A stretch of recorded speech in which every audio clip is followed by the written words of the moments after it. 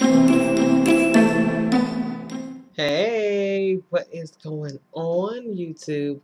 Welcome back to another edition of Voice Renee TV. If you have not yet subscribed, please hit the subscribe button and make sure to hit the thumbs up button if you like the video. Of course, make sure to share on all your social media networks. Okay, guys, welcome back, welcome back. It feels so good to be back in front of the camera again. And that's always a pleasure for me, of course, to be back talking to you guys. I miss you guys. Hopefully you miss me too. Okay, so let's get right into the video. Okay, so I know you guys have heard of the recent slaying of Tyshawn Lee. He's a 9-year-old boy from the Auburn Gresham neighborhood, which is on Chicago's South Side. And he was shot in the alley on the South Side in the 80th and Damon area. Okay, so sadly he was shot on Monday. He was a fourth grader at Scott Joplin Elementary.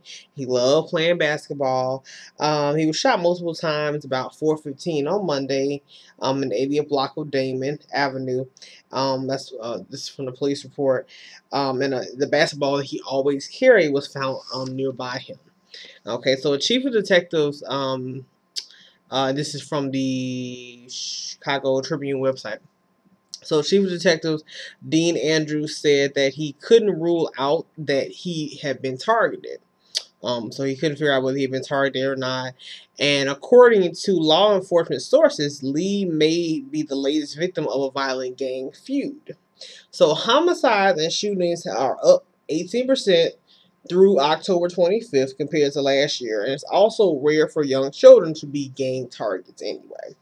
So his father, 25-year-old Pierre Stokes, said that he denies anyone would have a motive to kill him, meaning his father. His father doesn't think that anybody would want to kill him. But if so, they would have no reason to take it out on his son. And he said that he's always in the neighborhood all the time, and he's really not hard to find. And let me see.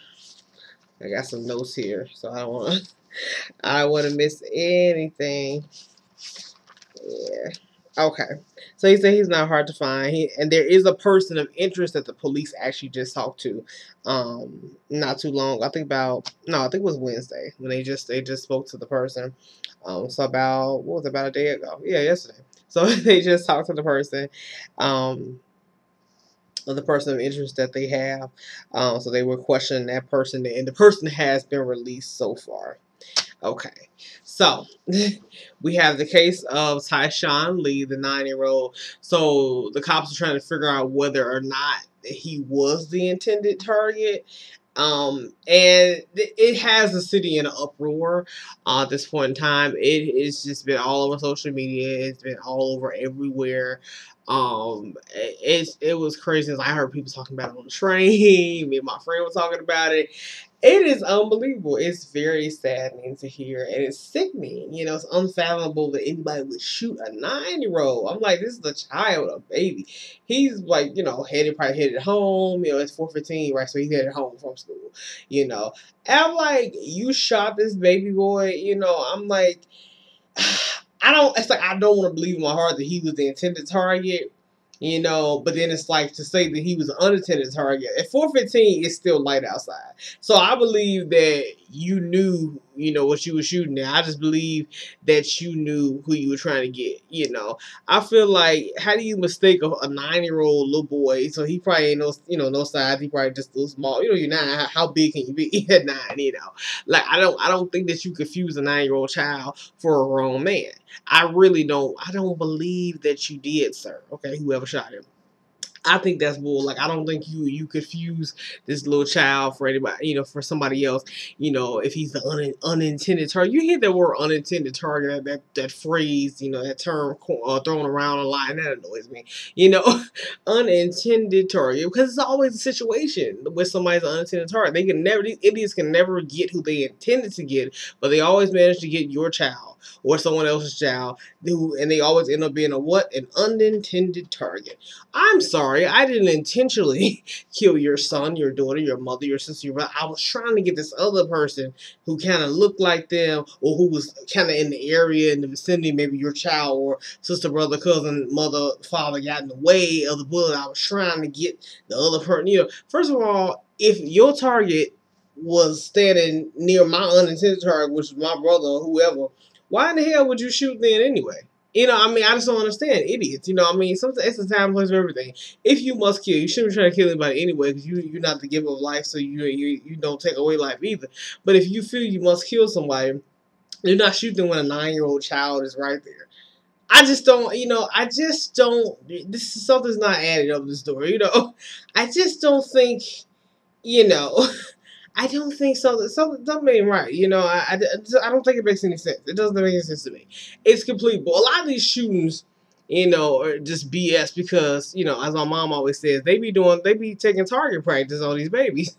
That's what I think it is. You know, these little fools, it could be a gang initiation ritual. You never know what this bull is about. Okay, because I'm like, it's too many unintended targets, and like, the stuff don't make no sense. It doesn't add up. You know, so I'm like, so if this child is your unintended target, then where's the intended target? There's nobody there. You know, wasn't nothing going on. If it was quiet like 10 minutes ago and just like this one person walking, all of a sudden, bah, bah, bah, bah, bah, and the baby dies, what nobody right there? What? How is it an unintended target? Like, that's what's got people pissed off because other people see it too. That's why people mad. They mad because they like, no. There's something a little bit more to the story. Now, his father was supposedly in the game. He said he was not in the game. You know, so I don't know what, you know. I don't know what's going on here. Then, I believe like the same day, it's another, a young woman, Caitlin Pryor, 20 years old, of Evanston. So she's from Evanston. She was in the Inglewood neighborhood, though, to visit her grandparents. She was shot in the right armpit around 6:20 p.m. on Monday on 73rd in May. Okay, so you got one kid from Auburn Gresham and the other one on the other side of town in Inglewood. Okay, so she died at Advocate Christ Medical Center. Okay, now a 15-year-old boy was also in the car with her. He was wounded in the shooting. He didn't die.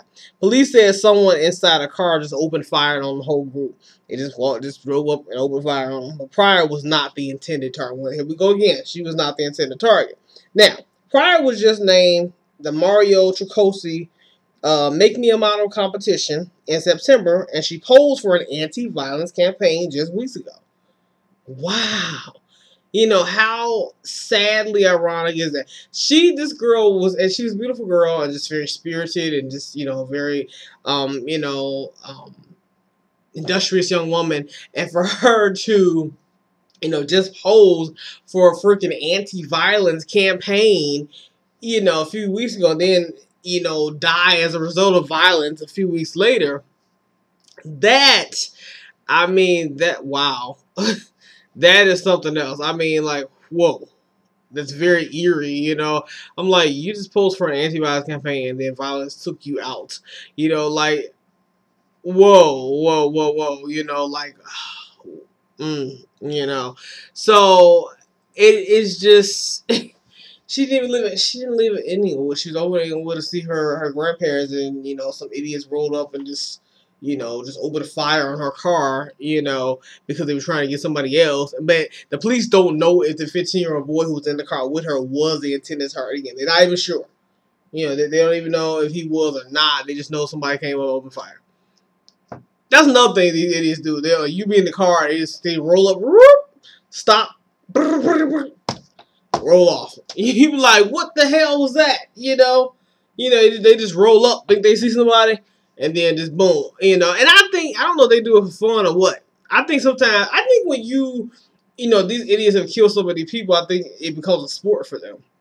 And I think that when you get so used to something, you do something long enough, it becomes a habit. So I think when you start killing, you know, killing feels good to you. You know, you start to feel comfortable in your sin, and that's a dangerous thing, especially when your sin, the thing that you crave is killing. And a lot of us crave other stuff like eating chocolate or, you know, smoking or something like that. But your ass craves killing people, so you like killing people. So if that's your thing is murder, then you murder anybody. You know you can see me walking. You know you can see somebody's grandma walking. You just pop pop pop just for no reason, because all the police gonna do is say what they were an unintended target. So we believe in our investigation that this is an unintended target. That's all the hell they gonna say is unintended target, because they probably, that's just code for I can't fathom. This is so unbelievable. This is so you know, sad. This is so ridiculous, you know, that I can't find the words to say, but this person has got to be an unintended target, because I hope to God this is not the target of this, you know, heinous crime. That is, I think in a lot of cases, that's why they say unintended target. Okay? I'm just saying. You know, I mean, what else would you say? You're like, I was like, God, this 80-something-year-old woman was not your intended target. Okay? Then you have the Chiraq trailer, the Spike Lee movie, come out like a day, not even a day later, barely a day later, comes out after these murders. You know, then all of a sudden that trailer releases, and we already was kind of preparing for it, but it comes out conveniently. You know, so a lot of Chicagoans, like I know on I think it was Fox News. I was just on their website, and they did a little video. They had a video on there, and just they were getting reactions of a couple of different Chicagoans, and some people were like basically just in shock and just saying it wasn't what they expected it to be. For those of you who saw the trailer, I will if you haven't saw it, I'll post a link below. But they were just saying it wasn't really as gritty as they thought it was going to be. It comes off kind of like it's it's comedic in some ways, and it's kind of a drama, and it's, you know, it's got Spike Lee, and Nick Cannon plays a gangster. I mean, that's already funny and stuff. Like, Nick Cannon's a gangster, really? You know? Nick Cannon, you know. So you already know this. Then Samuel Jackson is like the narrator in the film, you know. So I think Lala Anthony's in there. She's one of the women, you know, the baby mama's in there. So and Jennifer Hudson's in there too. I think what is that lady's name? I can't think of her name. It's on the tip of my tongue. But yeah, it should be fun though. I think I'll go see it, you know. But their prediction was once everybody goes see the movie, they're gonna realize that it's not that it's not gonna be a good movie, but it's just not what they, you know, the steam will kind of go out. Like, it's not what they thought it was gonna be. It's not going to be this big gritty, like, you know, blood and gush everywhere. Like, this is the mean streets of Chicago. This is how they do it. It's rough. You know, like, you know, the rough and tumble Chiraq, and, you know, no. It's not going to be all gangster and thugged out. You know, it'll be like, you know, kind of like some movie you would see, I guess, like on you know, on cable, on Netflix or whatever. You know, one of them kind of, you know. But so it should be fun, though. So, you know, I'm interested in, you know, kind of going to see. But I just thought it was weird that the trailer came out like after these 2 real life murders. Then boom, like what an appropriate time, right? You know, so yeah, that'll give people buzzing. I wonder if that was done for publicity. I don't know. I don't know. I don't want to like accuse anybody or anything. But I'm just saying like that just kind of dropped right there. You know, like, well, that was convenient. You know, it came right out at the right time. You know, so anyway, how about this? Will come out next month? So.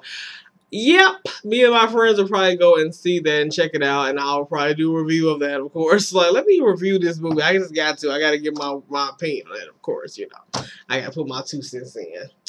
But that's all I'm bringing to you guys today. I just want to share my feelings on the slayings of these 2, well, one of them was a 20-year-old, and the other one was a 9-year-old. I was going to say teens, no, they're not teens. You know, one was a baby, and the other one was only 20. Rest in peace to these 2 children, and hopefully their families find peace in this trying time, this hard time.